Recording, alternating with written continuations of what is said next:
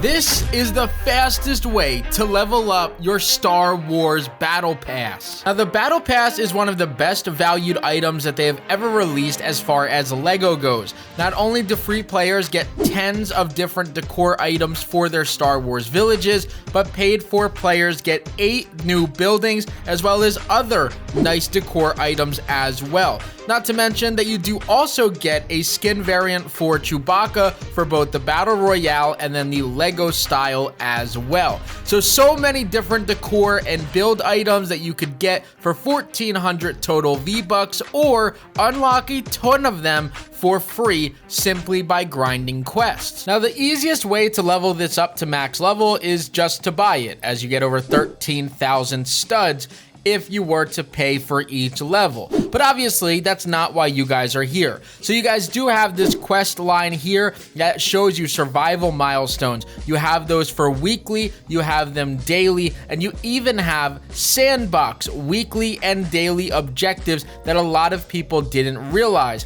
as well as an overall Star Wars area that if you complete 10 total quests, you actually get bonus items for your LEGO worlds inside of here, including a bed, a light, and a new chair. Now, all of your quests are extremely easy to do, so if you guys want to get this done fast, follow along in this video. The first thing that you want to do is take a look into every single one of these areas and write them down. Whether that's in the notes section of your phone or a Google Doc on your computer, you want to write every single one of these down and categorize them by Star Wars, whether that's the survival or the sandbox ones, and have them separated so you know which game mode that you should be online for. Now, once you have a list that looks at least something like this, now what we want to do is do exactly what it says at the bottom and group these things together based on what you can get done at the exact same time. So for myself, I know that I could do a lot of the base stuff in your main world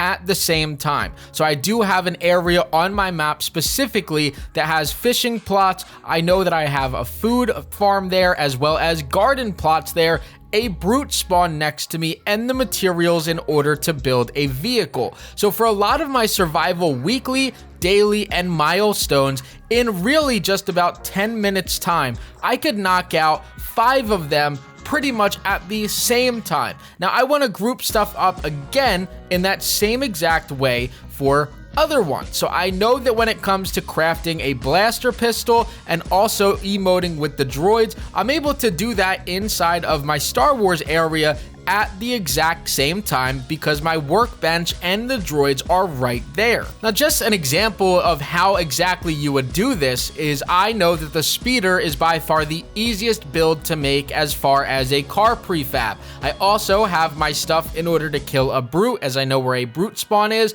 and I also have enough stuff to go ahead and fish some fish inside of this area. So in under 30 seconds, I'm going to build this speeder, which is extremely easy to do.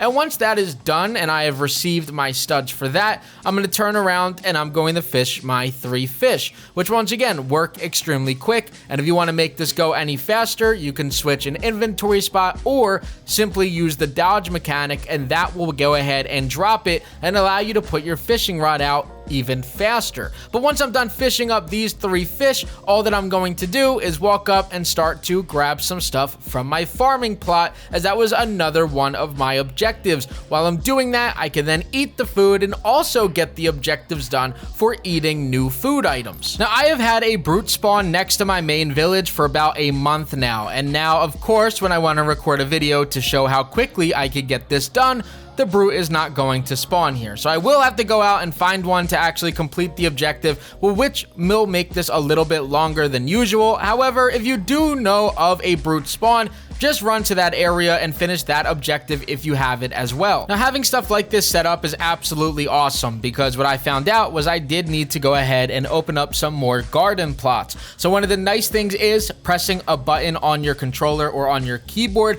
can pull up your quest, and you could actually set up the milestones in the corner of your screen. And what that will do is tell me exactly how many more garden plots I have to go ahead and open in order to unlock and finish that objective or milestone. So I went ahead and I threw that into the top right. A lot of the corn that I picked earlier in this video grew back by the time that I got back from looking for that brute. And now I know that I don't need to wait too much longer for stuff to go ahead and regrow. I could just go to another farm area that I have in order to finish up this complete objective. So now I just need to do random encounters, and that'll finish just about every survival one that I have. Now, when we're grouping these things up, I'm going to go to my Star Wars area, and I want to select an emote that allows a second person to join in. There should be a free one that is available for you guys, or some paid ones as well, but I'm going to do one just like this, and it'll actually complete it because the NPC or the AI would dance with me. Now, while I'm at here, this brings me to my point as far as